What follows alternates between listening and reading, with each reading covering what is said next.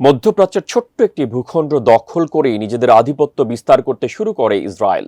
এরপর থেকে দেশটির বর্বরতায় নিশ্চিহ্ন হওয়ার দ্বারপ্রান্তে ফিলিস্তিন রাষ্ট্র।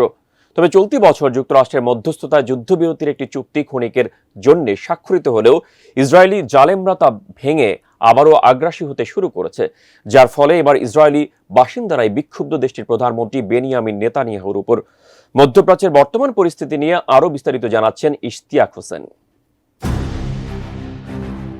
ইসরায়েলের প্রধানমন্ত্রী বেনিয়ামিন নেতানিয়াহু তার দীর্ঘ শাসনামলে এমন এক জটিল রাজনৈতিক পটভূমি সৃষ্টি করেছেন যা শুধুমাত্র ইসরায়েল ও ফিলিস্তিনের মধ্যে বিদ্যমান সংঘর্ষকেই তীব্রতর করছে না, বরং গোটা মধ্যপ্রাচ্যের নিরাপত্তা ও স্থিতিশীলতা নিয়ে গভীর উদ্বেগ সৃষ্টি করেছে।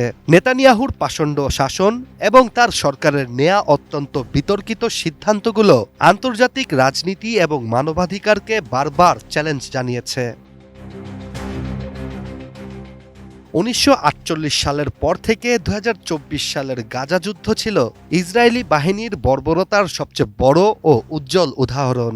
সে সময় গাজা উপত্যকায় 2000-এর বেশি মানুষ নিহত হন। ওই যুদ্ধের প্রথম দিকে হামাসের সন্ত্রাসী কার্যক্রমকে লক্ষ্যবস্তু করে ইসরায়েলি বাহিনী হামলা চালালেও এতে বেশিরভাগ সাধারণ মানুষের, হাসপাতাল, স্কুল এবং অন্যান্য নাগরিক স্থাপনাগুলোর ক্ষতি বেশি হয়।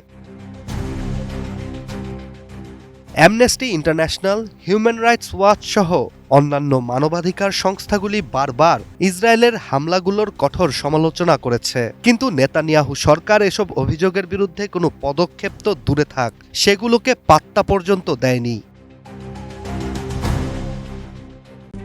RICL TMX, যুগের পর যুগ স্থাপনা থাকে মজবুত। নেতানিয়াহু সরকারের বর্বর এই নীতি শুধু ফিলিস্তিনিদের উপরই সীমাবদ্ধ নয়। নেতানিয়াহুর এই অমানবিকতা ইসরায়েলের অভ্যন্তরেও গভীর বিভক্তি সৃষ্টি করেছে। নেতানিয়াহু একাধিকবার তার রাজনৈতিক প্রতিপক্ষের বিরুদ্ধে নিষ্ঠুর পদক্ষেপ গ্রহণ করেছেন, যেগুলি দেশের গণতান্ত্রিক কাঠামোকে দুর্বল করেছে। সম্প্রতি তিনি বিচার বিভাগের সংস্কারের নামে একটি আইন পাশ করার চেষ্টা করেছিলেন, যা বিচারকদের স্বাধীনতা হরণ করে এবং সরকারের হাত শক্তিশালী করতে সাহায্য করবে। এর ফলে ইসরায়েলের নাগরিক সমাজ এবং বিচারপতিরা গণতন্ত্রের প্রতি ঝুঁকি হিসেবে এটি প্রত্যাখ্যান করেছিলেন এবং ব্যাপক প্রতিবাদে ফেটে পড়েছিলেন। এদিকে আন্তর্জাতিক প্রাঙ্গণও ইসরায়েলকে মানবাধিকার লঙ্ঘন ও অমানবিক আচরণ বন্ধ করার জন্য বারবার চাপ প্রয়োগ করেছে। ইউরোপিয়ান ইউনিয়ন, জাতিসংঘ এবং বিশ্বের বিভিন্ন মানবাধিকার সংস্থা বারবার নেতানিয়াহুর সরকারকে তার ক্রমবর্ধমান সহিংসতা এবং নৃশংসতার বিরুদ্ধে পদক্ষেপ নিতে আহ্বান জানালেও নেতানিয়াহু প্রশাসন বর্বর আচরণ অব্যাহতই রেখেছে। আর যুদ্ধবিরতির চুক্তি ভঙ্গ করে ইসরায়েলের বর্বর আক্রমণে আবারও কেঁপে উঠতে শুরু করেছে ফিলিস্তিনের গাজা উপত্যকা। বিমান হামলায় একাধিক মানুষের মৃত্যুর পর এবার স্থলভাগেও আগ্রাসী হতে শুরু করেছে দেশটি, যার ফলে আবারও বিক্ষোভের দেখা মিলেছে ইসরায়েলে। ইসরায়েলের রাস্তায় নেমে হাজার হাজার ইসরায়েলি নাগরিক বিক্ষোভ করেছেন। বিক্ষোভকারীদের দাবি, নেতানিয়াহু সরকার দেশের গণতন্ত্রকে আঘাত করেছে। বিক্ষোভকারীদের তুমুল আন্দোলনে পুরো ইসরায়েলে অনেক গুরুত্বপূর্ণ রাজপথ বন্ধ হয়ে পড়েছিল। অনেকের দাবি, ইসরায়েলের বিক্ষোভ কর্মসূচি যেভাবে গতি পাচ্ছে তাতে আগামী দিনগুলোতে আরও বেশি বিক্ষোভ হতে পারে।